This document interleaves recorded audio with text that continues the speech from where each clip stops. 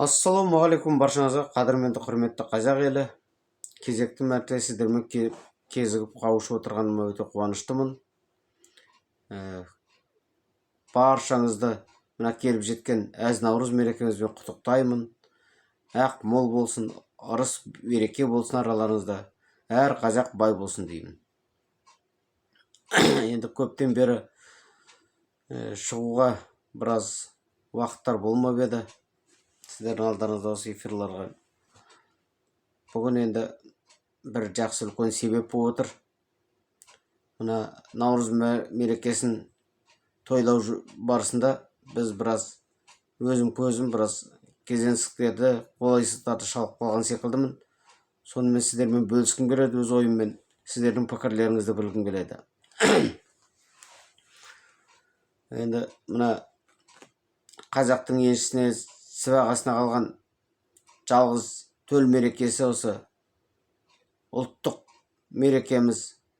Өте маңызды деп ойлаймын. Бұл өте мағыналы мерекенің бірі. Осы наурыз мерекесін тойлау жөнінде айтпақпын. Осыған мемлекет тарапынан тиісті деңгейде назар аударылып, тиісті бір қолмақты қаражат бөлініп тұрған жоқ ешқандай. Облыс орталықтарында, аудан орталықтарында бір кереметтей тойлап жатады, себебі ол жерде мекеме де көп, қолдаушылар да көп, халық та көп деген секілді. Соның арқасымен дүркіретіп жатады. Мәдениет бөліміне бөлінген, мәдениет басқармаларына бөлінген қаражаттар сол аудан орталығында орналасқандықтан, олар облыс орталығында орналасқандықтан сол жерден аспайды. Ал енді шағын ауылдарда да адам тұрамыз, халық тұрамыз, қазақ тұрамыз. Біздерге дейін бұл қаражаттың ештеңесі жетіп жата қоймайды.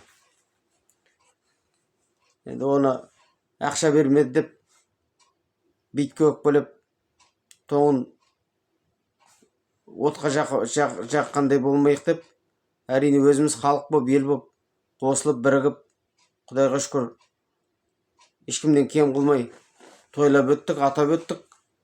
Бірақ десек дағы осы өзінің көрінісі ұнамайды осындай. Мен үшін өзіме. Неге ол солай болу керек?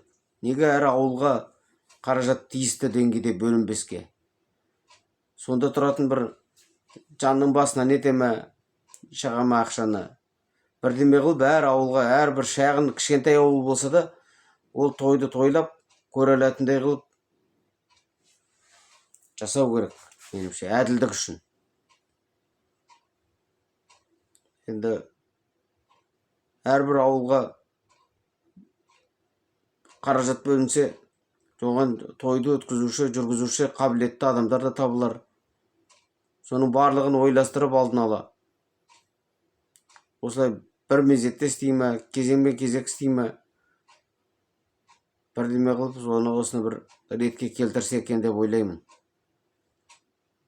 Үлкендеріміз, билік басында отырғандар осыны немқұрайлы қарамай, өйткені бұл енді шын мәнінде де жылдың жаңаруы, табиғаттың жаңаруы. Жалпы енді мән мағынасы бар мереке ғой.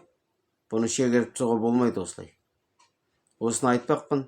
Сіздер не деп ойлайсыздар? Осыны өздеріңіз ой пікірлеріңізді қоса кетсеңіздер абзалырақ болады.